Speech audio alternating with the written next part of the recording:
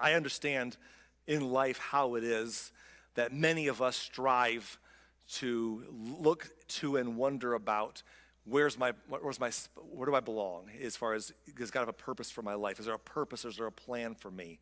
And in different stages of life, that may hit you differently. Sometimes you're just too busy to think about it or too jaded to care. But many times throughout life, we're in seasons where we're wondering, is there a plan and a purpose for me? When I was a teenager, Michael W. Smith came out with this red-hot new album, Go West, Young Man, which was so cool at the time, but it sounds very 80s-ish right now when I listen to it in hindsight. Like most movies from the era that were cool, but all seem old. Anyhow, in his album, he had a song that was popular. One of the lyrics said, "I'm looking for a reason, roaming through the night to find my place in this world." And that's such a relatable thing for so many young people and old people. Just say, what about me? Do I have a place, do I have a purpose? Is there something that I'm making a mark, leaving something behind? Or what am I doing? Am I affecting things for the good? What is it about me? And does God have a purpose for my life? As believers, as Jesus followers, we might say things like, God, can you use me? Will you use my life? Even though maybe I don't think I'm as gifted or as special as somebody else, but do you have a plan for me? When I think about that a little bit before we're done today, we're continuing our journey through the Bible, and we've started last year. We've made it into the kings of Israel. We've been talking about the kingdom divided, and up in the northern kingdom, we met a king named Ahab and a queen named Jezebel who were terrible, and we saw Ahab's death a couple weeks ago, and then we spent a week in the south last week. Today, we're going to take a detour away from the kings themselves, but stay in the era. In fact, we're going to take a couple weeks off from the kings and come back to them in the near future. But I want to talk about some other characters, because when Ahab and Jezebel were running or ruining things up north, there was a prophet, several prophets of God, but one notable one named Elijah, that God seemed to raise up voices that were needed when they were most needed. And he raised up an Elijah to be a light in that dark time.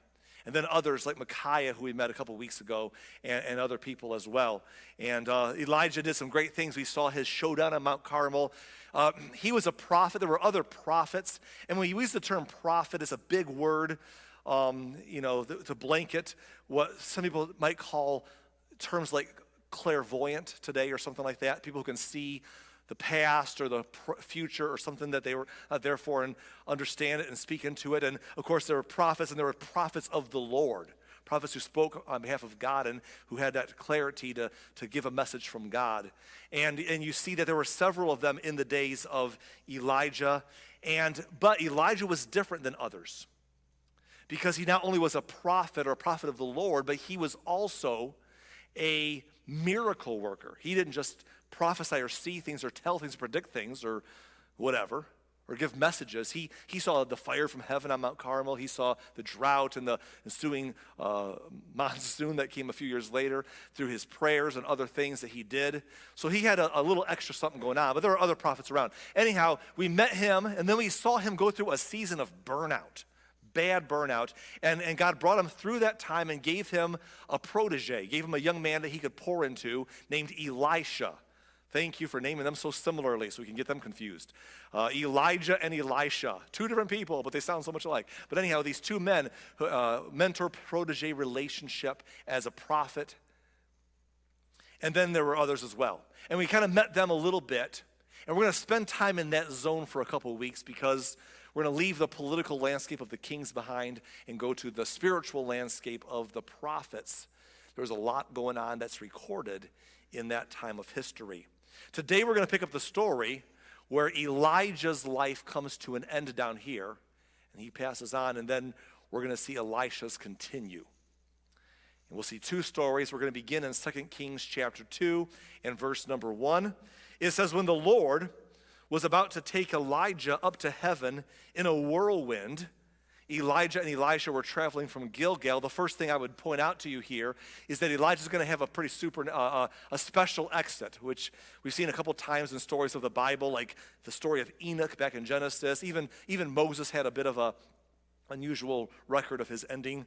And Elijah's going to have this noteworthy moment of his departure. And it says that when the Lord was about to take him, that he's traveling one day with his young protege, Elisha, who's been working with them for years. We met Elisha briefly last week in a story that I told but kind of skimmed over. We mentioned him as well there. We met him a few weeks ago when Elijah first chose him. Elijah and Elisha are going along, and Elijah, as a prophet, he has that insight, that clarity to know what's about to happen. He knows that he's about to be finished down here.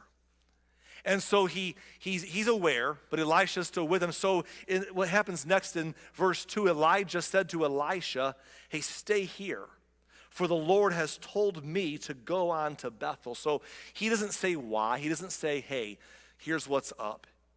He just says, why don't you stay here? I got to go on. I got some more things to do today.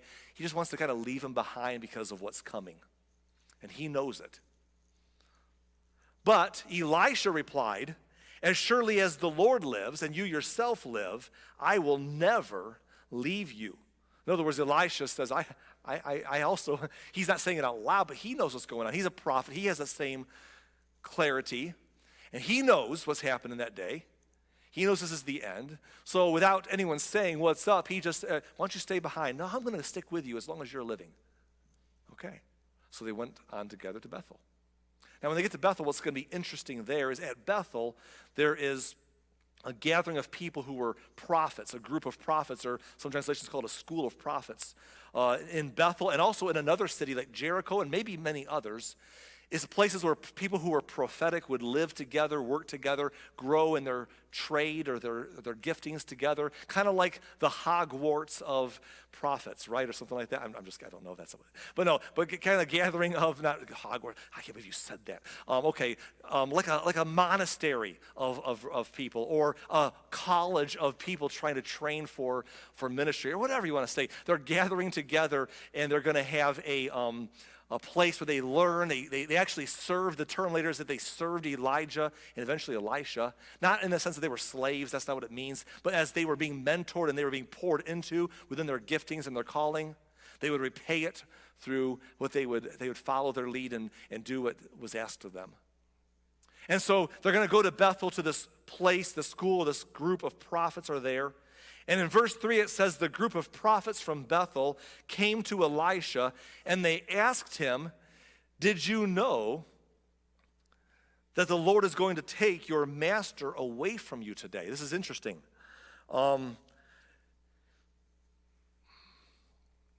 They know, they're prophets, they have this ability to see, but they don't know if Elisha is, because no one's talking about it. So they're like, hey, Elisha, I mean, we're aware. Are you aware that, I just think if no one's told you, if God's not made it clear to you, we've been given a vision that God's taking Elijah from you. This is the end of the road for him down here. Are you aware? And Elisha replies to them, he says, of course I know, but be quiet about it. In other words, yeah, we know, but he's not really saying it. I'm not really saying it. It's kind of like the elephant in the room. So we're just kind of going with it, okay? So yes, I'm aware. Thank you. Now, what we just read in those first few verses repeats itself a couple more times. So when I read this repeat in a moment here, you won't think that it's the same story, but it happens a couple times more in a different place. So let's keep going. Verse 4. Then Elijah said to Elisha, stay here in Bethel, for the Lord has told me to go to Jericho.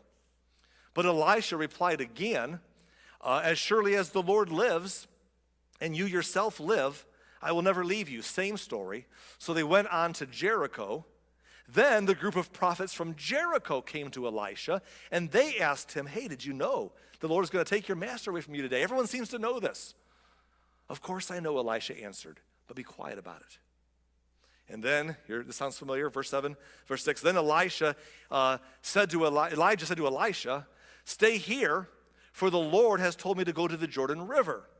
But again, Elisha replied, as surely as the Lord lives and you yourself live, I will never leave you. As long as you're living, I'm standing by you. So they went on together. And now they come to the Jordan River. And it says in verse number 7 that 50 men from the group of prophets also went and watched from a distance as Elijah and Elisha stopped beside the Jordan River. So as they go along, the other prophets aren't invited into the journey, but they want to see what's going to happen because they know something's going to happen. So they're walking from a distance behind. and they see Elijah and Elisha going off into the sunset, so to speak. And they come to the Jordan River. And the Jordan River is a special place. Now, it was a place. It was always there. It's like any landmark, it becomes old hat when you're always by it. But the Jordan River had significance in a way that's going to be manifested in just a moment here once again. It has significance to the Israelites, and I think that it has significance to Elijah. Something about Elijah in his journey, that he had these moments where God brought him back to landmark historical spots of his power when he was encouraging Elijah. Let me remind you, a few weeks ago when we saw Elijah going through burnout, and he was ready to be done, that God brought him. He had served the Lord and he felt like he failed. And God brought him in his burnout to Mount Sinai on a journey, which is the same place centuries before where God had met Moses, when Moses was also feeling like he failed in Egypt at his first go and was in an exile. And God appeared to him there and said, go back into Egypt. I have a purpose for you still. And go back and lead my people from slavery. And it was at the same Mount Sinai where God would later give the commandments or the laws to Israel, because they did not have to govern themselves as slaves, but now they needed laws. So God gave them laws at Mount Sinai. And God brought Elijah there during his burnout to replenish him, not just at a special place, but at a special place for him with spiritual, historical significance, to say, I'm still working today in you like I have before. And now they're at the Jordan River, and Elijah's getting ready to leave. And Elisha's, and no matter how powerful or spiritual we make these people, that kind of a change, passing to the other side is always, it's a big step. It's a bit frightening, right? I mean, I know, people say all the time, I've got faith in God. I'm going to go to heaven someday, but I'm not in a hurry to take the next train to get there either, And so he's at the spot. It's a big moment. And they're at the Jordan River. And this is also a place of historical significance. It's the second body of water that God used as the Israelites came out of slavery. And at first they had to leave Egypt, and they were chased by the Egyptians to the edge of the Red Sea, and God parted the waters, and they crossed on dry ground. And then 40 years later, when Moses was done, as he stayed behind to die, as Joshua led the Israelites into the land of Canaan, they came to the Jordan River, and to show that God's power was carrying on, he parted those waters once again, and they crossed on dry ground. And now Elijah and Elisha are standing at the Jordan, and it's time for the crossing of the Jordan. What do? Find a boat, hire them, swim really well because it's a strong river. What do? And in this moment, Elijah once again finds in his journey God's power. In verse 8, it says, then Elijah folded his cloak together, and he struck the water with it. And the river divided, and the two of them went across on dry ground. Once again, just like in times past, God says, I'm still with you in this journey, including at the end of this journey. And they cross on dry ground. When they came to the other side, Elijah said to Elisha, tell me what I can do for you before I'm taken away. It's interesting because they've both known what's going on, but no one's been talking about it. But now in this moment, Elijah's like, okay, guy, you're here, so we must both know this is the end of the road for me. And you're still here, so I'm about to go. Let's just talk about it now. What can I do for you before I go? What do you want? And Elisha says something very interesting. Elisha replied, please let me inherit a double share of your spirit and become your successor. What a strange statement, and there's been a lot of theological speculation about this, through the years of the Christians. A double portion of your spirit. What does that mean? And some people have historically stated, and I don't care about the nuance, but I'll point out a little bit of it for those of you who do. Some have argued that he was saying, I want a double portion of the Holy Spirit. The Holy Spirit, his presence in our life, is referred to in the Christian writings that Jesus, when he died for our sins and rose again, said, I'm going to leave and I'm going to send a comforter to guide you, the Holy Spirit to indwell you. And he'll indwell you as believers, and he'll fill you as you make yourself available to do so, to fill your life and use you. But in the times before Christ, in the Old Testament writings, you'll see the Spirit of God came upon people for special callings and purposes, and men like Elijah and Elisha experienced that. So it might be easy to look at this and say, he's saying, I want a double portion of the Holy Spirit. Others would push back and say, that's not what he's saying. He doesn't ask for the Holy Spirit. For one, how do you have if you're filled with the Spirit of God, how do you have double that? I mean, if something's full, it's full. You fill a glass of water and you double fill it, it's just going to make a mess. So that doesn't make sense. Plus, whenever God's Spirit is referred to, it's referred to as the Holy Spirit or God's Spirit or the Spirit of God or the Spirit of the Lord or capital S Spirit. In this case, he says, I want a double share of your Spirit. So that's something different. So he's saying, I want a bigger container a bigger capacity to serve the Lord with. I don't know. And I don't, honestly, I spent so many years of my life in a group of Christians who argue about the nuances of theology with hard Hebrew translations and stuff and, dividing over things that we can't possibly be positive about. I don't care. What I understand from this passage more than anything is this, that Elisha was saying, you're about to leave and you're a rock star. I would sure like to know that God has plans for me too and that he could use me as well in a mighty way. I hope that God can use my life in fact, I think a double share. Can God do that and more with me? He's not asking, of all the things he could have asked for, what do you want before I go? Oh, is this a genie in the bottle moment? Well, since you're leaving and our little company's breaking up, I'd like to cash out my 401k and live rich the rest of my life. He doesn't ask for money. He doesn't ask for fame. That's not a fame request. We're going to see that later. I'll mention that later. But also, fame for a prophet was more like infamy back then.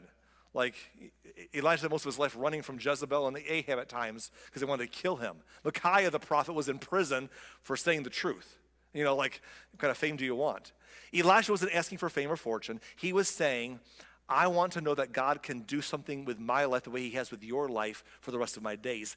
I want a double share of that. Whatever that means, whatever that translates to be, I want God to work through me. And Elijah says to him in verse 10, you have asked a difficult thing. Like, wow, could you just have asked for a puppy? I could have just, I don't know. You've asked a difficult thing. He said, if you see me when I'm taken from you, then you'll get your request. But if not, well, then you won't. I can't guarantee that. So when I go, if God gives you some special insight into seeing what you would not otherwise see, then you'll get your request. And again, if not, that's okay, because you're already a prophet. You already have a good life in front of you still. I've already prepared you. So if not, oh well, go serve God your way. But if you're asking for something special, I can't promise that. Let's see what happens. Verse 11 says, as they were walking along and as they were talking, suddenly a chariot of fire appeared, drawn by horses of fire. Da, da, da, da, da, da. I'm sorry, I just always think about that whenever I see that. Chariot of fire. All right. Anyway, the chariot of fire appears, drawn by horses of fire. It drove between the two men, separating them. And Elijah was carried by a whirlwind into heaven. Can we just stop here and say, that's pretty sensational. All of a sudden, a blur, a line between this world and the spiritual realm the line was crossed. It's interesting because we don't always know when we leave this life behind and we cross into, even if we have faith in God of the afterlife that's coming, it's still uncertain. That's why we're not usually trying to catch the next train across, because we may have faith, but that valley of the shadow of death is still so uncertain, right? And so as we think about crossing over, there are people, in fact, some of us are in a group where we're reading through a book about documented cases of thousands and thousands and thousands of people who've had near-death experiences and have died for some period of time, come back and have visions, and how so many of them correlate on the major touch points of what they see and experience. And the interesting thing is that we don't in this life see what's beyond. But in this moment, Elisha, who's not dying, is given a glimpse into the other realm. Elijah doesn't go, he gets to see Elijah in a spiritual way. Like the things that you wouldn't see of what happens on the other side of what we see. He sees him carried away into heaven. And for Elisha, that's just a shocking and amazing thing for a mere mortal to see in this life. It says Elisha saw it, and he cried out, my father, I see the chariots and the charioteers of Israel. And as they disappeared from sight, Elisha tore his clothes in distress. And that's interesting. Why would he tear his clothes in distress? That was a pretty cool thing. I mean, wouldn't you argue, wouldn't we make the case that he should be happy? I mean, after all, he was told if he saw something that's special, that meant that God was going to answer his special request. So that's a positive. And also, he just got to see something that we all would love to see, just proof of something beyond this life, something bigger, something beyond. He saw it. I mean, shouldn't he be in a good spirit right now? But instead, he as he disappears, he tears his clothes in distress. Why? I just want to offer this thought to you this morning. And maybe you can relate to this. It doesn't matter how much hope or faith we have in what comes next, or how sure we are that we have loved ones that we will see again one day. It's still hard to see them go. It's still hard to see them taken. Doesn't mean that we're not happy or don't have people of faith, but someone could be in a better place, and I could believe it and even know it in my core, and I still have got to see them go from my life. That's hard. That's a loss for me. And Elisha is seeing all this wonderful stuff, but he's still in this moment. His mentor, the man who once walked across a field that he was plowing with his team of oxen, minding his own business, and here comes this old hairy prophet coming along, throwing his cloak over his shoulders. Follow me. And he did. He left it all behind. He burned his bridges. He said goodbye to his family and friends, and he followed this man. And now he's gone. And yes, it's glorious, but yes, it's a loss. And so he's upset. Afterwards, it says in verse 13 that Elisha picked up Elijah's cloak, which had fallen when he was taken up. Then Elisha returned to the bank of the Jordan River. Now what? I got to cross the Jordan River, Got to find the boat to rent, or got to swim really strong against the current or something. I don't know. But, is God here for me too? It says he struck the water with Elijah's cloak, and he cried out, "Where is the Lord, the God of Elijah?" And then the river divided, and Elisha went across. God says, I'm still in this thing. Verse 15 says, when the group of prophets from Jericho saw from a distance what had happened, they exclaimed, Elijah's spirit rest upon Elisha. And they went to meet him, and they bowed to the ground before him. They're not worshiping him as a man. There's a show of respect. It's like a tipping of the hat. Sir, I saw that. Like, you're the mentor now, It's just, it was a moment it was a special moment. They're like, wow. And before we go forward, Elijah's ministry was indeed truly remarkable from that point on. In fact, there are so many recorded stories of Elisha's ministry from this point on that more than Elijah told. In fact, some people like to make a case that Elisha did twice as many recorded miracles as Elijah did because he asked for a double share of Elijah's spirit. And that may be the case. To be honest, that's cool if it's true. I think the math's always a little funny to make that work out. You got to kind of pick and choose what you count. But that's what people do. We always want to make our stuff work out with our religion and our spirituality and our gamesmanship and our politics to twist everything to make it look like our views are reinforced and right. So people can make the math work that he did twice as many miracles as Elijah, but it's debatable. And that's just what's recorded.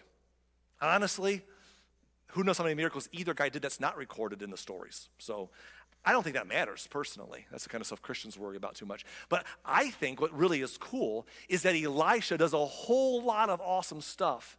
Many more recorded miracles in his life than Elijah did. Now, was he more famous than Elijah? No way. No, he was not. Elijah's epic. Can we just be real? Elijah's so epic that there are still songs in Christian churches today that we sing about this ancient Jewish prophet, sometimes in certain songs, not often, but you'll hear his name pop up in a random song because Elijah. Like we were doing Passover Seder here at Good Friday, and we talked about how there's a tradition that Jewish people still observe about Elijah in that custom every year. In fact, the promise of later prophets after this of a coming front runner to the Messiah talks about coming in the spirit of Elijah. In fact, when Jesus walked this earth, on the Mount of Transfiguration one time, he meets with Moses and Elijah with 3 of the disciples witnessing it. So Elijah's kind of a big deal. Elisha's never that famous. But he wasn't asking for fame. He was not asking for fortune. He is asking that God would use his life like he used Elijah's and maybe even do more things through him. Not for personal fame, fortune, or glory, but for purpose and service to our Lord. And he does a lot. He does a lot of miracles. Now, we're not going to take time in our study to talk about all the miracles Elisha does. That's why I always tell you to read the scriptures for yourself. There's many that we're going to skip. We'll see a couple of them in the upcoming week or so before we get back to the Kings, because there's some neat stories there. But I'll tell you one story for today, one more story today of one of the miracles he does, and then we'll be done. In 2 Kings chapter 4 and verse 1, it says, one day, the widow of a member of the group of prophets came to Elisha, and she cried out, my husband who served you is dead. And you know how he feared the Lord. But now a creditor has come, threatening to take my 2 sons as slaves. We're going to talk about this verse for a few minutes here because this sets the stage for all that happens next, and I want us to think about it. It's the group of the prophets. Again, this is the gathering place where all the prophets live, the little young Jedi order of prophets. I don't know. The gathering of the prophets all gathered together, serving. And one of them, who was part of the group, they were married. Many of them were married because they were not practicing celibacy, as most people in Jewish religion and Christian religion, some do, but most people don't observe that. They're married. He has a wife. He has kids, young kids. And he dies. He dies because people die. He dies because that's the way of life, right? Something happens and he dies. And he leaves behind, unfortunately, a wife and some young children. And as she's carrying on without him, it wasn't a great time of culture for a woman to be alive without man's help, because it was a kind of a man's world, as we've discussed so many times before. She's struggling to get by. I think the indication later is that she had liquidated all of their assets at some point to keep surviving. She borrowed money. They were in debt. At some point down the line, she can't pay, she's nothing else to give. They're going to take her sons as slaves. And you say, well, why would they do that? Because that's the way the world's been historically. I know we live in a very nice time period of history where there's ways to get out of debt without going to jail. But that wasn't always the case. Even in recent history in the West, a couple hundred years back or a few hundred years back, people could go to debtor's prison for debts. Right? And historically, through the times of history, if you owed someone money, they could take you into slavery at certain cultures and times to work off your debt to them that you can't pay with money until it's paid off. And now you don't hear that as much anymore.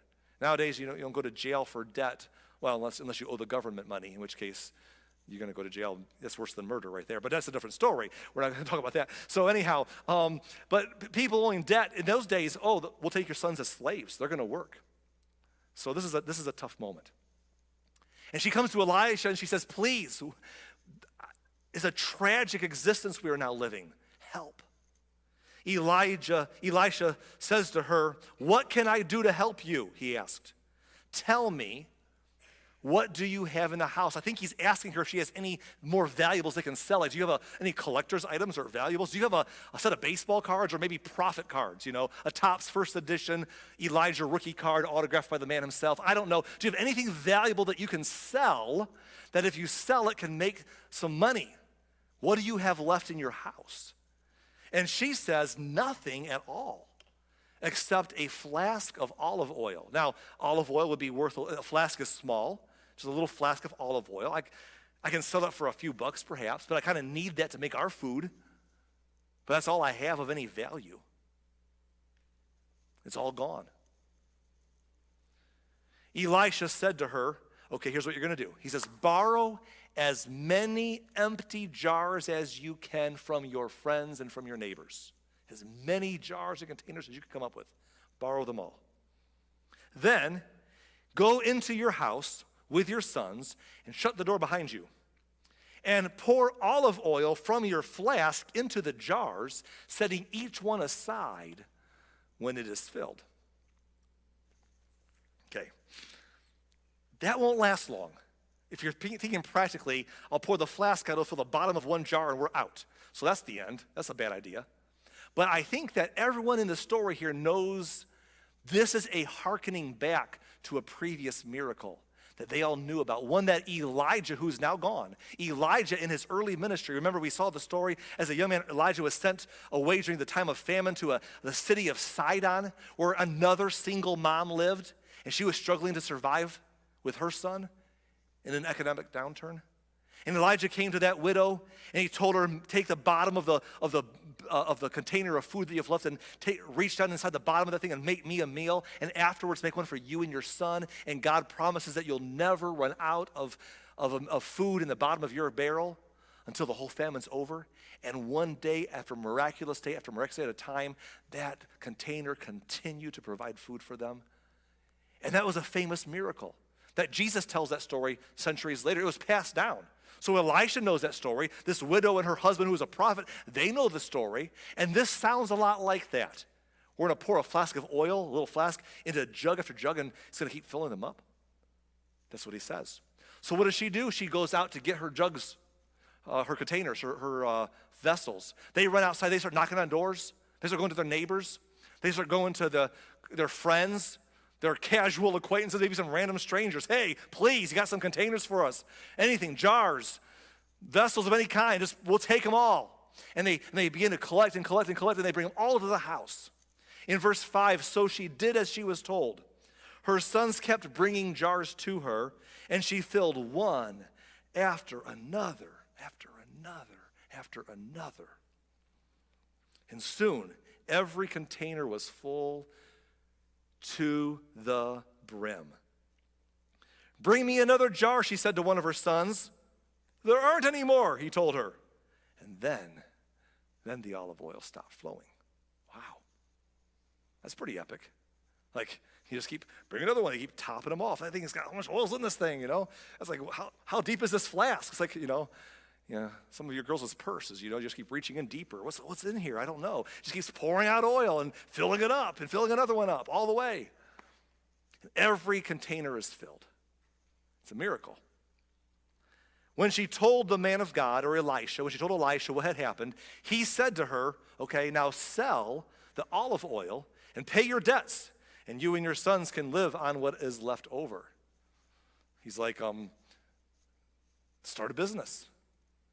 Profits for, olive oil. Start a storefront, build a business. Sell it anywhere you can sell it. Cater to the young people.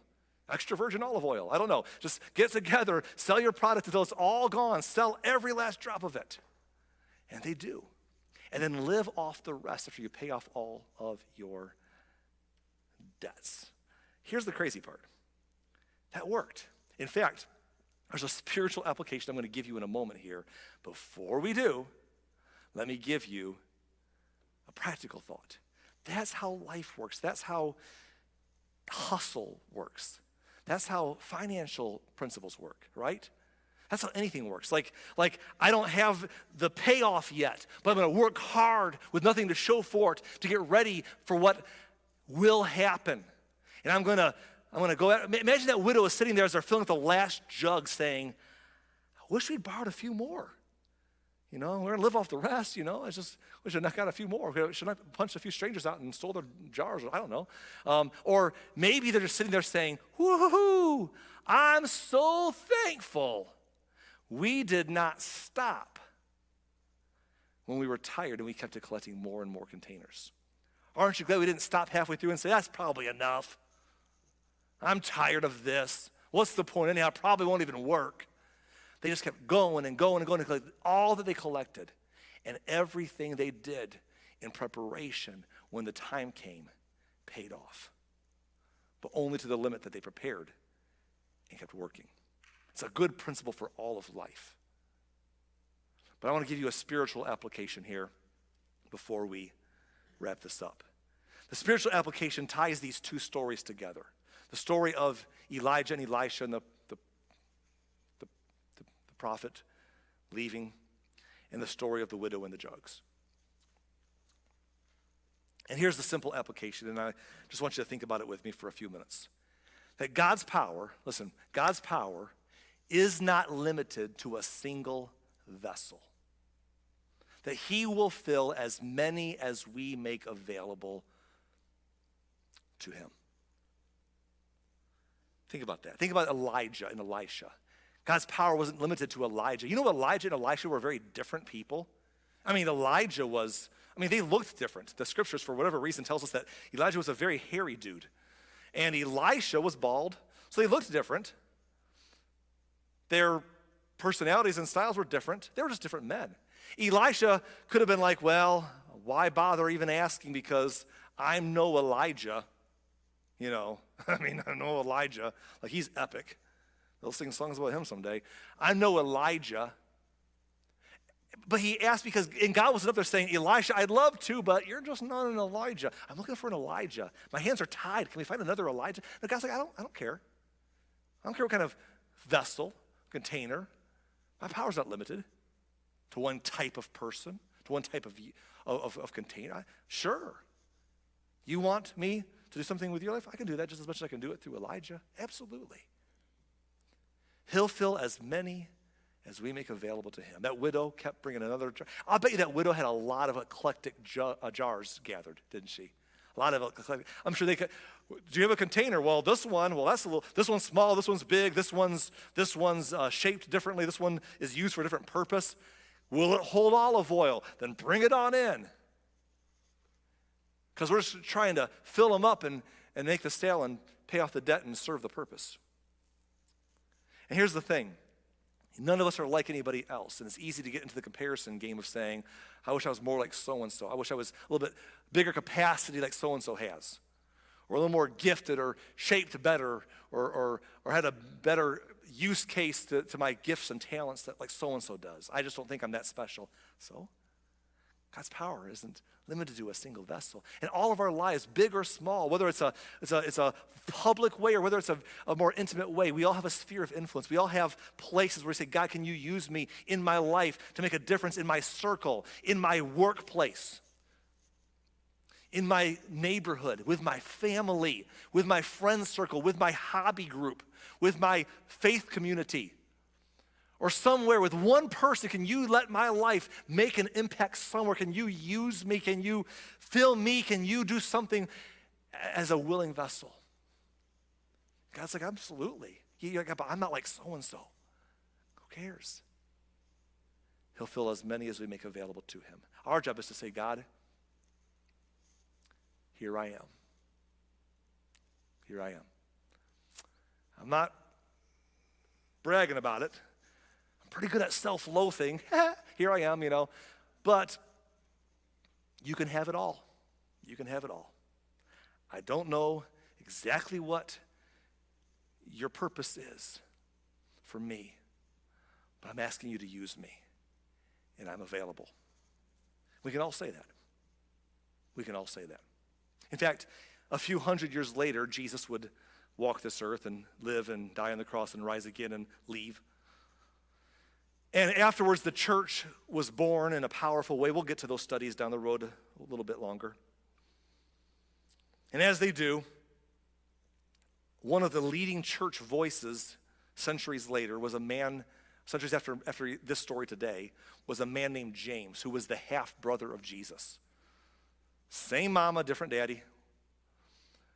And James, who didn't believe on his brother most of his life, but when he saw his prediction come true that he was going to die and rise again, he was all in. And James became a vocal proponent of the gospel. In fact, he eventually lived and died for, and he wrote a letter that's included in our Christian writings called the Letter of James. You talk about anybody who could feel like they're not a worthy vessel compared to their brother, I am no Jesus.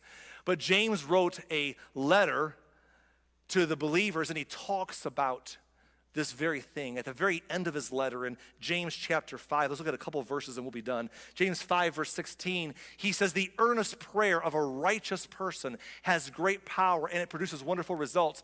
Now that's interesting because a righteous person just means a person who's trying to do right. Doesn't mean they're perfect. No one's perfect.